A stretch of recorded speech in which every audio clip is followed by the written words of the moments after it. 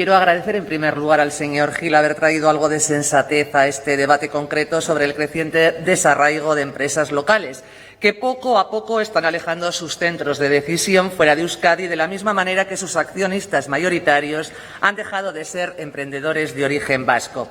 Es de agradecer que haya apuntado a los motivos y que no se haya quedado en declaraciones de intenciones ajustadas al ideario político concreto de cada parte y que poco o nada tienen que ver con las necesidades y realidades de nuestro tejido empresarial. Pero antes de centrarme en los detalles, me gustaría compartir con sus señorías un par de apuntes sobre el despropósito que vivimos pleno tras pleno.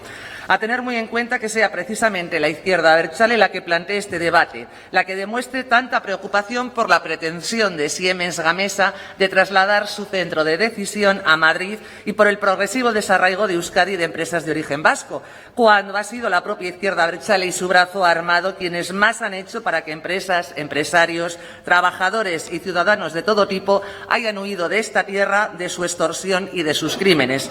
El ejercicio de hipocresía es absolutamente impresentable. Tiene que ser doloroso vivir en un país al que se detesta, porque Podemos le gustaría vivir en Cuba, en Venezuela, quizás también en China o en Rusia. Todo lo público es exquisito, todo lo privado es terminable. Insisten en demonizar la libertad de empresa, el libre mercado, la iniciativa privada, al empresario tenga 1.000 o 2 empleados, pero es quienes peinamos ya canas, la defensa de lo público como única opción acaba convirtiéndose en dictadura para mayor gloria de sátrapas como Maduro o Putin, alguien a quien conocen muy bien. ¿Y qué decir de esas enmiendas llenas de palabras vacías y de contenido que habitualmente nos presentan los grupos que conforman al Gobierno? Esas declaraciones grandilocuentes. Trabajar para el arraigo y para que Euskadi sea atractiva para empresas foráneas. ¿Pero qué significa esto? Es una afirmación en la que cabe de todo o, para ser más concretos, que da carta blanca al Gobierno para que haga aquello que le venga en gana. ¿Qué menos que haber presentado por lo menos alguna alternativa a propuestas concretas que los demás grupos sí han hecho? Dicho esto y ya de lleno en el asunto que nos compete, querría precisar algo importante, y es que las empresas privadas son soberanas a la hora de tomar decisiones, independientemente de que éstas sean más o menos fáciles. Son soberanas a la hora de repensar estrategias, objetivos a corto, medio y largo plazo, con el fin de mantener viva la compañía y, en consecuencia, para poder mantener su tecnología y negocio con el máximo empleo posible. Soy consciente de que esta verdad no gusta a la parte progre del Parlamento, pero es una realidad irrefutable. En Vox consideramos que el debate es otro, algo de lo que parece que cuesta hablar en esta Cámara, y se lo voy a decir en forma de titular. Eso sí, uno de esos de los que ustedes huyen como de la peste, empeñados en construir país, en trasladar a la gente una visión de la realidad distorsionada y ajustada a sus intereses. El País Vasco, a pesar de ser un referente nacional en PIB per cápita, está perdiendo atractivo para las grandes empresas, también para aquellas que nacieron aquí y para las que aún permanecen, y como consecuencia sus centros de decisión empiezan a estar fuera del País Vasco. Cierto, es un titular en exceso largo, pero que refleja la realidad de nuestro tejido empresarial, que hasta hace unos años lo componían empresarios vascos innovadores y emprendedores, perfectamente reconocibles y conocidos, para pasar a ser accionistas anónimos, muchos de ellos, además, no españoles. Esto es lo que está sucediendo en empresas como Siemens Gamesa, Siemens Energy, Euskaltel, ITP, BM, Solarpack. Empresas todas ellas que han vivido la llegada de capital extranjero y la progresiva pérdida de peso en el accionariado del capital vasco y, en consecuencia, en la pérdida de decisión de este. Son varias y diversas las razones. Una de ellas, que vivimos tiempos de escasa financiación por parte de la banca tradicional para afrontar procesos de crecimiento industrial. Situación que obliga a las empresas a recurrir a inversores privados internacionales, como es el caso que nos ocupa, y que exigen entrar en la propiedad con una mayoría y con la consiguiente pérdida de poder del capital de origen vasco. Y esto, en no pocas ocasiones, se traduce en el progresivo desarraigo regional a la hora de tomar decisiones. En definitiva, y al igual que sucede en el resto de España, en el País Vasco, el capital extranjero accede con relativa facilidad al empresariado local, a lo que se suma que en Euskadi se está perdiendo competitividad con respecto a otras comunidades autónomas, especialmente Madrid.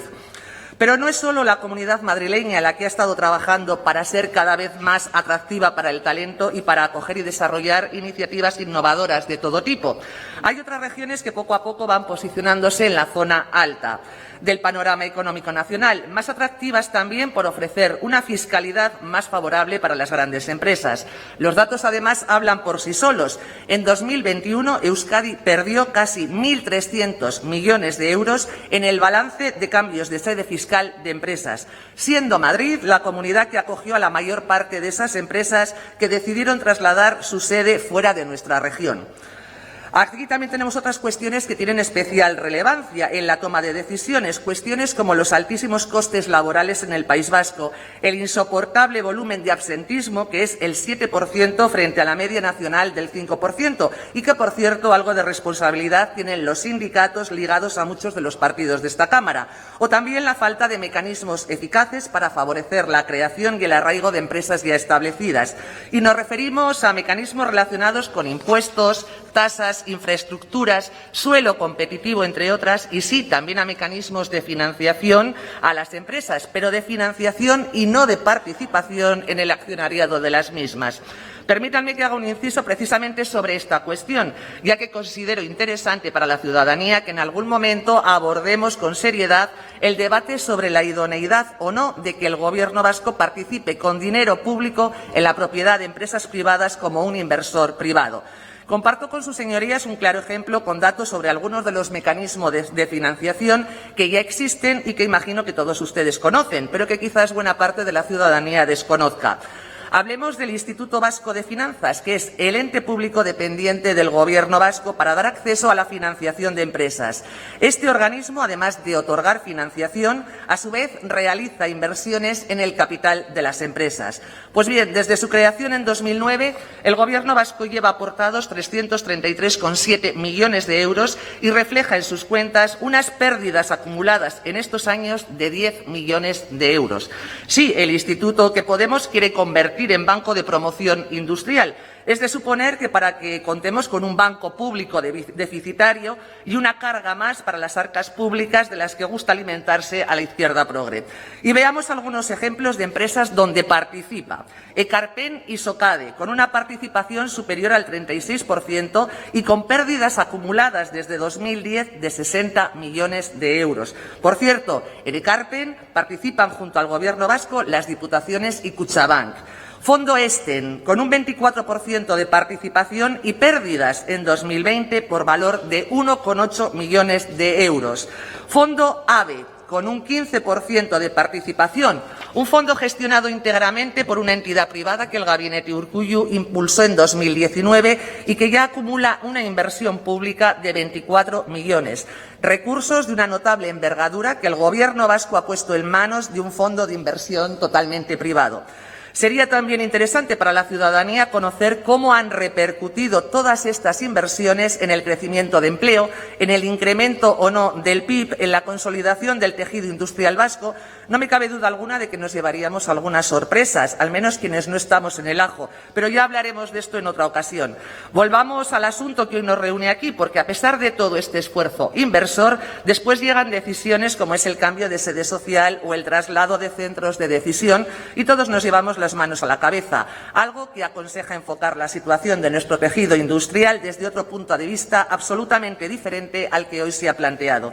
E insisto, quiero poner el acento en una cuestión absolutamente innegociable. Pese a las ínfulas estalinistas de la parte proponente y de su socio habitual en la reivindicación populista, la empresa privada es soberana a la hora de tomar decisiones. Y el Gobierno vasco poco o nada puede hacer para que mantengan aquí sus sedes si las condiciones socioeconómicas no son las adecuadas. Y en este mundo las cosas funcionan así, no de otra forma, como podemos comprobar viendo el creciente interés de las empresas por otras comunidades autónomas, hoy por hoy sensiblemente más atractivas. Así que en un entorno de libre mercado, de máxima competitividad y exigencia, no tenemos otro remedio que respetar el derecho de esta y otras empresas a tomar las decisiones que consideren oportunas. Y claro que nos preocupa que así suceda, que se decanten por trasladar sus sedes sociales y centros de decisión fuera del País Vasco, pero deberíamos empezar evaluando el rol de nuestras administraciones, su parte de culpa antes de señalar a quienes lícitamente buscan las mejores condiciones para mantener su empresa, su actividad y sus puestos de trabajo. En resumen, Vox defendemos el libre mercado y la libertad de las empresas privadas para adoptar aquellas decisiones que consideren oportunas y necesarias para su supervivencia. Cada vez es más fácil para el capital extranjero entrar a formar parte del empresariado vasco y esta es una realidad que emana de la necesidad de crecimiento de las empresas y de la falta de financiación bancaria tradicional controlada por la normativa europea. Y es precisamente aquí donde habría que empezar el trabajo, buscando mecanismos eficaces que conviertan nuestra región en un referente mundial a nivel industrial y económico, como además lo ha sido durante décadas, con medidas y recursos que el Gobierno vasco quizás no fuera necesario que invierta dinero público en empresas privadas, creo que sería lo ajustable, y que se dedique al que debe de ser su trabajo, la mejor gestión del dinero público para atender las necesidades de toda la ciudadanía. Los planteamientos de Bildu y Podemos evidentemente no enfocan de forma adecuada el problema. Más ajustada es la enmienda del Grupo PP Ciudadanos. Termino, señora presidenta. Aunque está condenada al fracaso, dado que hoy aquí se aprobará la enmienda de los partidos del Gobierno, que no se preocupan de enfocar el problema, que pretenden dar un cheque en blanco al Ejecutivo para que siga haciendo aquello que le venga en gana, aquello que más convence a sus intereses particulares, y creemos que ese no es el camino.